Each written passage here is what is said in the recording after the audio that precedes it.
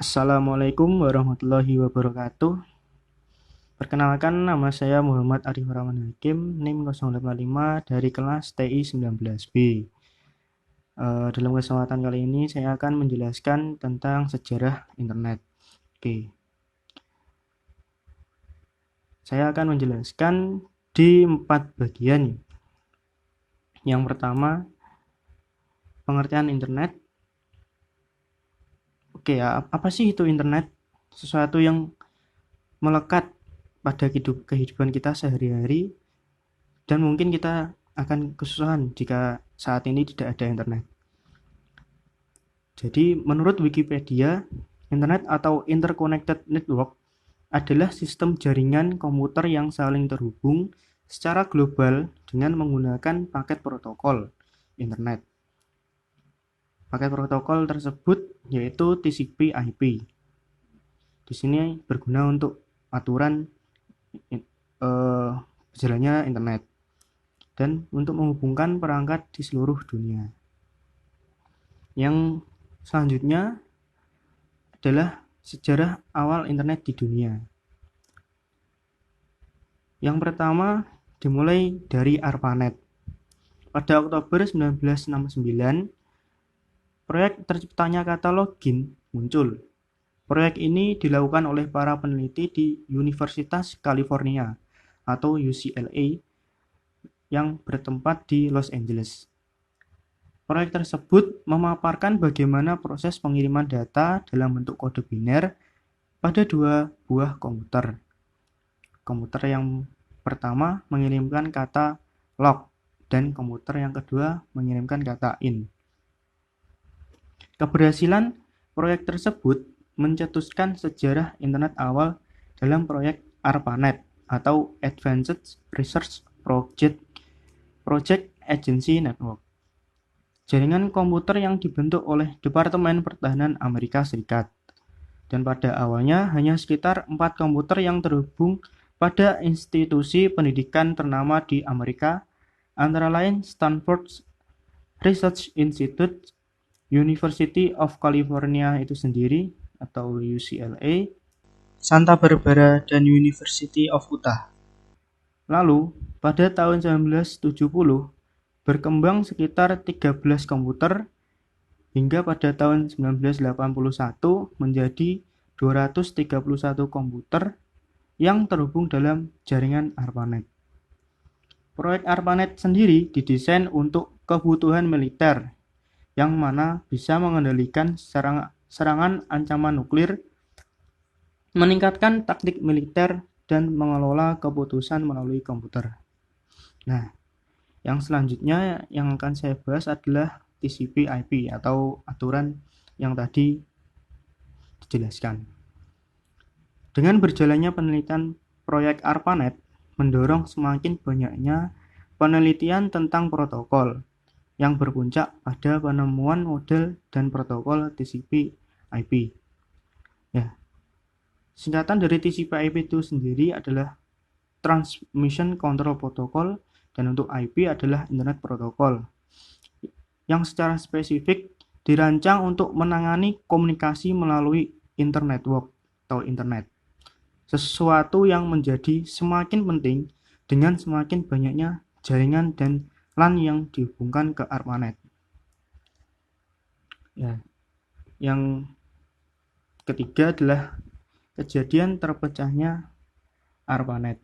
Di awal 1980-an, ARPANET terpecah menjadi 2 jaringan, yaitu ARPANET itu sendiri dan MILNET, sebuah jaringan militer. Akan tetapi keduanya mempunyai hubungan sehingga komunikasi antar jaringan tetap dapat dilakukan. Dan pada mulanya jaringan interkoneksi ini disebut DARPANET, DARPA Internet.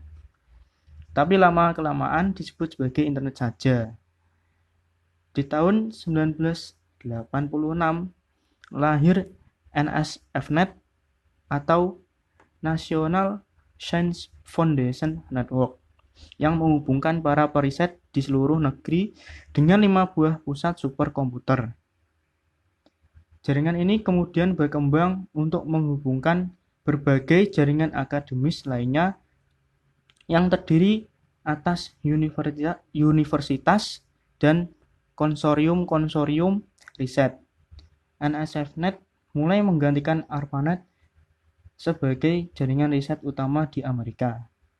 Pada tahun ini pula diperkenalkan sistem nama domain yang sekarang dikenal dengan DNS atau Domain Name System, yang berfungsi untuk menyeragamkan sistem pemberian nama alamat di jaringan komputer.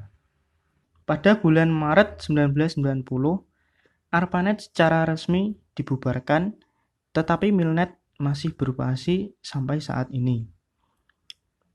Pada saat NSFNet dibangun, berbagai jaringan internasional didirikan dan dihubungkan ke NSFNet. Pada saat ini, internet terdiri atas lebih dari 15.000 jaringan yang mengelilingi dunia di 70 negara dan 7 benua. Nah, itu tadi adalah sejarah singkat internet di dunia yang bisa saya jelaskan. Untuk selanjutnya, yaitu yang bagian ketiga, adalah masuknya internet di Indonesia. Awal internet masuk di Indonesia berdasarkan catatan Weiss, Arin, dan Apnik. Protokol internet atau IP pertama dari Indonesia, yaitu UI NetLab, didaftarkan oleh UI atau Universitas Indonesia pada 24 Juni 1988. RMS Ibrahim Suryono, Adi Sumarta, Muhammad Ihsan, Robi Subiakto, Putu, Firman Siregar, Adi Indrayanto, dan Ono W. Purbo merupakan beberapa nama-nama legendaris di awal pembangunan internet di Indonesia pada tahun 1992 hingga 1994. Nah, jadi jika kalian tahu nama-nama yang tadi saya sebut, awalnya hanya penggemar radio yang berpikiran kok nggak diubah ke arah TCP/IP aja ya gitu. Oke, yang selanjutnya yang akan saya bahas adalah layanan internet pertama di Indonesia. Di sekitar tahun 1994 mulailah beroperasi Indonet yang dipimpin oleh Sanjaya. Indonet merupakan ISP, Internet Service Provider, atau layanan internet komersial pertama di Indonesia yang pada waktu itu pihak Postel belum mengetahui tentang celah-celah bisnis internet dan masih sedikit sekali pengguna internet di Indonesia. Akses awal di Indonet mula-mula memakai mode teks dengan shell account, browser link, dan email client find, serta chatting dengan conference pada server IP melalui sambungan dial-up atau yang kalian tahu modem ya, oleh Indonet. Dan pada tahun 1995, pemerintah Indonesia melalui Departemen Pos Telekomunikasi menerbitkan izin untuk layanan internet yang diberikan kepada Indonet dipimpin oleh Sanjaya, yang dipimpin oleh Sanjaya, dan Ratnet pimpinan BRM Roy Rahajasa Yamin. Pada tahun ini pula beberapa BBS atau Bulletin Board System di Indonesia seperti Clarissa menyediakan jasa akses telnet ke luar negeri dengan memakai remote browser link di Amerika Serikat, sehingga pengguna internet di Indonesia bisa mengakses internet di dunia. Nah, yang selanjutnya adalah pengguna internet di Indonesia. Nah, pada 1988, CIX atau Inggris menawarkan jasa email dan newsgroup, dan belakangan menawarkan jasa akses HTTP dan FTP. Beberapa pengguna internet memakai modem berkecepatan 1200 bit per second dan saluran telepon internasional yang sangat mahal untuk mengakses internet. Beberapa pengguna CompuServe memakai modem yang dihubungkan dengan gateway Infonet yang terletak di Jakarta. Ini maksudnya Indonet mungkin. Biaya akses CompuServe makin mahal, tetapi jauh lebih murah dari CIX. Saat ini riset yang dirilis pada akhir Januari 2020 menyebutkan jumlah pengguna internet di Indonesia sudah mencapai 175,4 juta orang. Sementara total jumlah penduduk Indonesia sekitar 272,1 juta. Jumlah ini masih akan berkembang seiring dengan perkembangan infrastruktur dan teknologi. Nah, jadi pengguna pertama yaitu CIX dan CompuSoft pada tahun 1988 yang pada saat itu internet dengan biaya yang sangat mahal karena ya teknologi yang belum berkembang, masih belum secanggih saat ini, yang saat ini untuk mengakses internet bisa menggunakan apapun, yang penting punya kuota atau wifi corner gitu. Oke, yang terakhir adalah manfaat dari internet.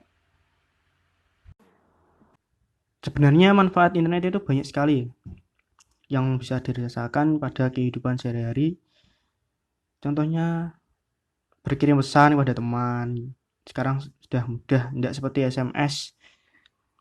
Kalau SMS kan butuh pulsa.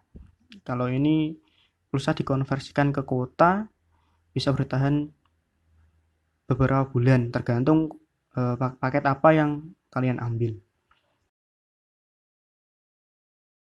Manfaat internet yang pertama yaitu berjualan dan menghasilkan uang.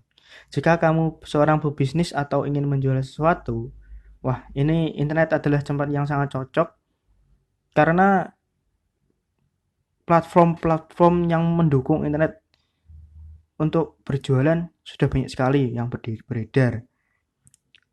Yang saya tahu pertama kali itu ada saat SMP atau SD, ada OLX, terus Tokopedia, Bukalapak, yang sekarang terus Lazada. Wah, banyak sekali ya.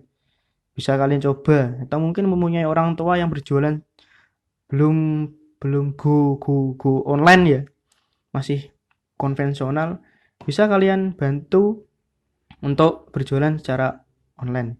Wah, itu keuntungannya ya lumayan sebenarnya. Oke, untuk manfaat internet berikutnya adalah sebagai alat konektivitas, komunikasi, dan berbagi. Di masa lalu ya, akan butuh berhari-hari dan kadang-kadang bahkan berbulan-bulan untuk menerima surat dari orang lain. Tapi sekarang dengan hanya 1 detik, bahkan cepat lah untuk bisa mengirim pesan kepada semua orang dengan internet ini. Jadi bermanfaat sekali. Yang ketiga adalah perbankan, pembayaran, dan belanja. Tak perlu antri panjang di bank ya, atau pergi ke ATM untuk bertransaksi. Nah, internet ini memberi akses ke rekening bank untuk melihat saldo, melakukan transaksi, dan mengirim uang. Bahkan di mobile device sekalipun bisa melalui mobile banking. Untuk zaman sekarang serba mudah lah dengan internet ini. Nah, yang terakhir yang saya bisa jelaskan dan dari manfaat internet ini adalah di segi alamat, pemetaan, dan informasi kontak. Manfaat ini untuk mencari alamat, pemetaan, dan informasi kontak. Jika kita melihat dari masa lalu dulu ya, mencari lokasi atau sebuah jalan di tempat asing akan memerlukan banyak waktu. Tapi sekarang ada Maps, terus kalau kalian nggak perlu lewat tapi harus tahu tempatnya, kita bisa ke sana lewat Gojek atau Grab, banyak lah. Dan sekian ya dari pembahasan saya yang bisa saya jelaskan, dan mohon maaf jika ada kesalahan atau kurangan dari presentasi atau penjelasan saya, mohon maaf ya. Wassalamualaikum warahmatullahi wabarakatuh.